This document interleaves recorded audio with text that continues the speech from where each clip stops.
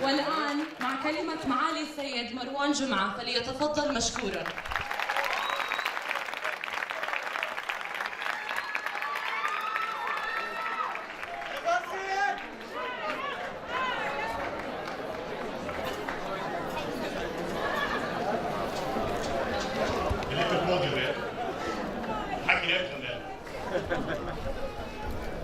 بسم الله الرحمن الرحيم.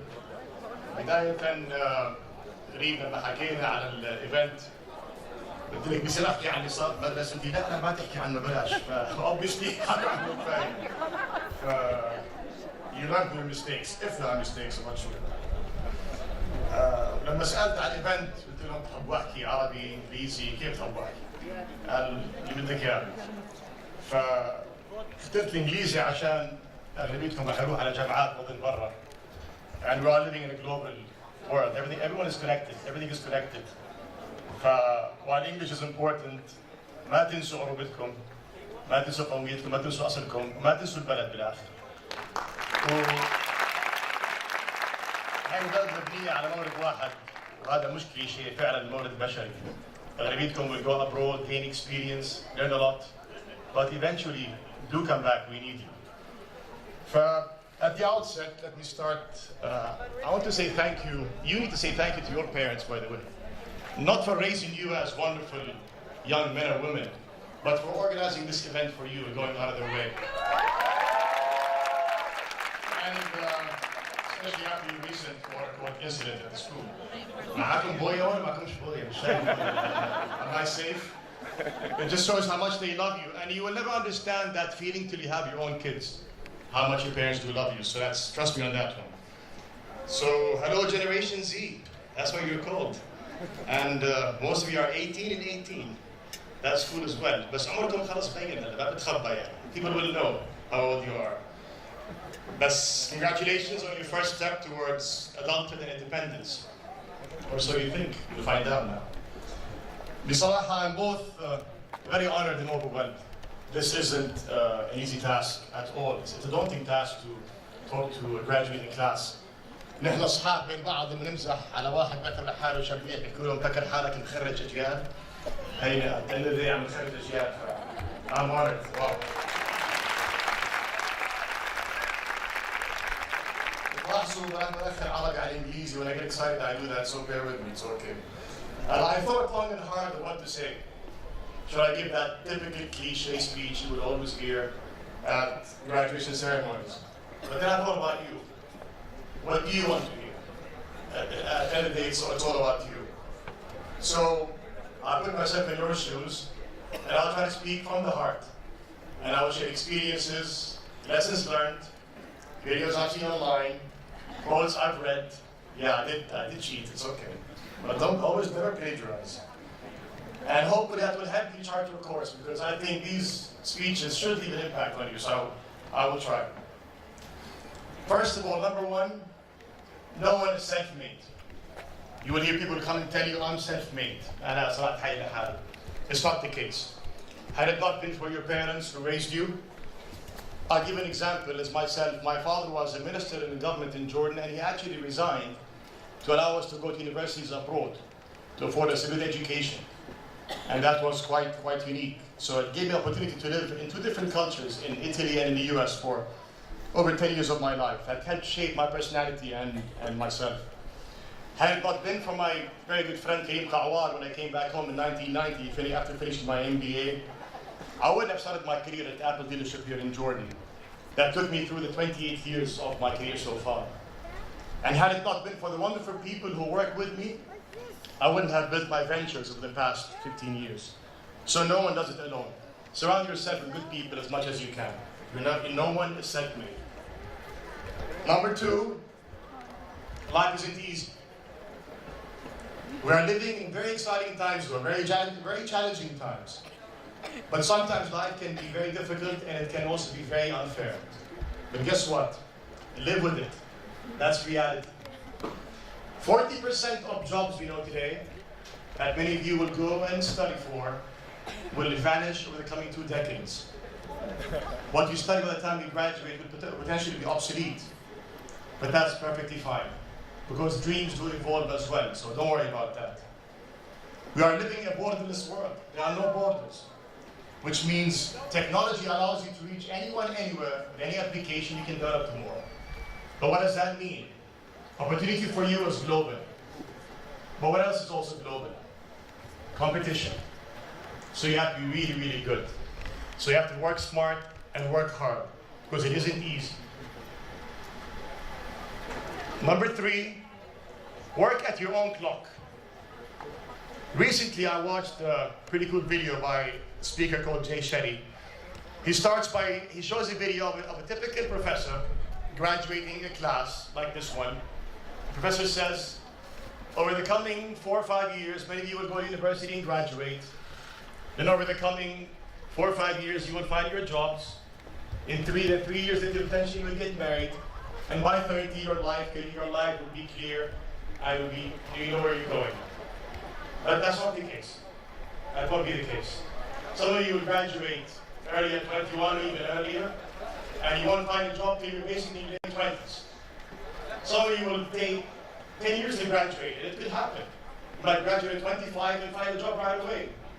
Some of you will drop out of college. Sorry, parents, but it might happen. And follow your passion. And that's also perfectly fine. Some of you at 15 thought they knew what they wanted to do, but at 28, changed course. What I'm trying to say here is that, in addition to this, some of you also will marry their high school sweethearts. That's very nice. Some of you will spend coming 15 years to find your better half, and that's okay. Some will never get married, and if that's what you want, so be it.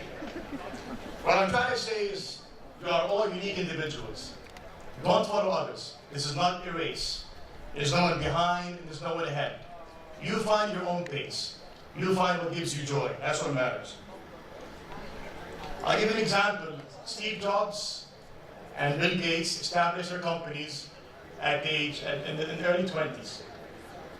J.K. Rowling, who wrote Lord of the Rings series, had 12 rejections before finding a publisher at 32 to publish her books. Jack Ma, the founder of Alibaba and founder of Virgin, Branson, established their companies at 35. The famous actor Morgan Freeman had his first break at 52. And the founder of Kentucky Fried Chicken, Colonel Sanders, saw success in his 60s. So you find your own clock. Don't let anyone rush you after the timeline. The most important thing is live a meaningful and purposeful life. That's what matters. Number 4, and this is not conventional wisdom, and teachers may not like that, but embrace failure. Embrace it. How many of you know the comedian called Conan O'Brien? Show of hands. Conan O'Brien in the crowd. Conan O'Brien. Some of the older ones know him. I tell you why this is interesting. And looking at motivational speakers and interesting speeches, I saw a video of Conan O'Brien he gave the graduating class of Dartmouth a few years ago. And if you know Conan O'Brien, he's a very funny comedian. We all know that, but he's a real intellect. He graduated from Harvard. He's a very smart guy. But he gave his speech after what was perceived as his biggest failure in his career, when he wasn't chosen to host The Tonight Show in the US. And that turned out to be the most liberating year of his life. And I'm going to quote him here. He said, "A little over a year ago, I experienced a profound and public disappointment. I didn't get what I wanted. I left a system that had helped nurture me and define me for the better part of 17 years. I went from being at the center of the grid to completely off the grid. But then something spectacular happened. Cog abound, with no compass and adrift, I began experimenting things. I grew a strange cinnamon beard. I dove into the world of social media. I started tweeting my own comedy. I threw together a national tour. I did startup. I wore skin-tight blue leather pants. I recorded my own album, made a documentary, and frightened my friends and family. Ultimately, I abandoned all the preconceived notions and perceptions of my career path and took a job at Basic Cable. I did a lot of silly, spontaneous, and seemingly irrational things. And guess what? It was the most satisfying and fascinating year of my professional life.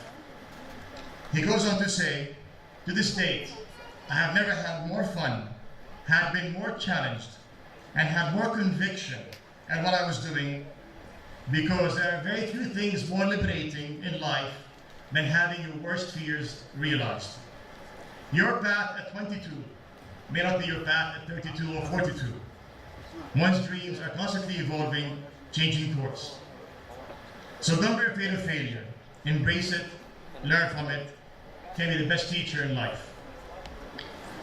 Number 5, I'm almost done. How many of you studied marketing? And you've learned the 4 P's in marketing? I'm going to tell you, I'm not going to ask you what they are, don't worry. Learn the new 4 P's. And these come from experience and from lessons in life. Those are once you establish your own business or chart your own course, your own career, these are the 4 P's you have to look for. First of all, passion. First P is passion. You always hear that, be passionate, be passionate. But let me tell you why it's really true. Because building your own business can be extremely, extremely hard. And you will have many days that you will want to quit. You will want to give up.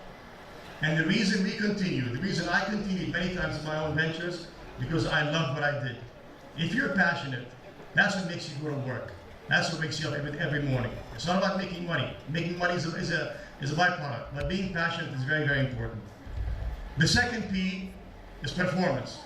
Fine, you're passionate, you love what you do, but if you don't have the habits to make you successful, that's all useless. It's tragic, basically. That's why basically you went to school.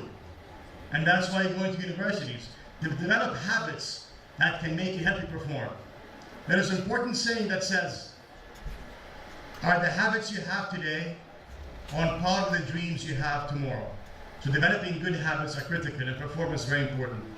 The third P is knowing the pain or the problem. I'll give you a personal example from the fund that we have at Oasis 500, where we invest in IT startups. I see an entrepreneur down there. And entrepreneurs come to us with their applications and they say, the application will do this and it will do that, and we'll have it on Android and iOS and the website. Then we tell them, what problem are you trying to solve? And very often we hear silence.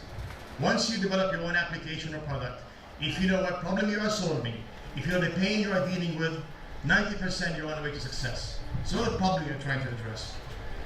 The last one, which many of you can relate working here, is perseverance, or in Arabic, النج. I'll give you an example. When we met Jeff Bezos, the founder of Amazon here in Jordan, when he was here in Jordan earlier on this year, he said, when I raised my first million, I had 44 rejections from my best friends who didn't believe in my idea. 44 people of his best friends, when he tries to raise his first million, told him no. I mentioned J.K. Rowling, the writer of Lord of the Rings. 12 publishers, when they saw the book, they said no. Michael Jordan, many of you know, he was cut from his high school basketball team. An interesting one, there was once a man who was rejected by Facebook and Twitter. They told me not good enough, we will not hire you. He went back 12 years later, after developing his application, and sold it to Facebook for $19 billion. You know what that is? WhatsApp. He was rejected initially by both Facebook and Twitter. That's Brian Ackman. So you would face rejections, you would first know, you would hear the word no a million times, but perseverance is very important. Those are the 5 lessons that I hope will be important to you. But I will leave you this one last note. And assuming I have these 5 JDs here, and offer them to you, will you take them? Of course, yeah. There's a lot of stuff. You will take them. I mean, you have history, okay? If I fold the 5 JDs, will you still take them? Yes. If I crumble them? Yes. I will not step on them. I will not step on them. But if I step on the 5 JDs on the ground, will you still take them? 100%. Exactly. Let me tell you why. Because regardless what happened to the 5 JDs, when I crumbled them, I stepped on them, they retained their value. They're still 5 JDs. And you will face that in life. You will be pushed. You will be trodden. People will step on you. But at the end of the day, retaining your values and retaining your beliefs is what really counts. You will not be defined by your CV. You will not be defined by your job or your degree, by what you truly believe in. And your real values. And eventually you will pass on to your children. Do find your own form of success. But I give you, as a famous actor, Matthew McConaughey, once said, don't do anything, though, that would jeopardize your soul. Don't compromise your principles. At the end of the day, the most important thing is being able to look in the mirror and have self-esteem. So never jeopardize your principles or your soul. Never fear failure, as I mentioned, but learn from it. Because if you don't learn from your mistakes, they eventually become a choice. Learn from failure. The tricky one is, don't try to pursue happiness. Don't try to pursue happiness. Because happiness is an if-then. It's a cause and effect. If I get this done, I'm happy. If not, I won't be happy. Instead of trying to pursue happiness, try to live joyfully. Try to live with joy. Because that's not an outcome. That's a constant at the end of the day. Do the things, by being joyful, I mean by doing the things that we are fashioned to do and truly passionate about. And the most important thing is be kind. Be kind to people who the least expect it from you. And as Albert Einstein once said, not everything that counts can be counted, and not everything that's counted truly counts. Congratulations, class 2018. Well done.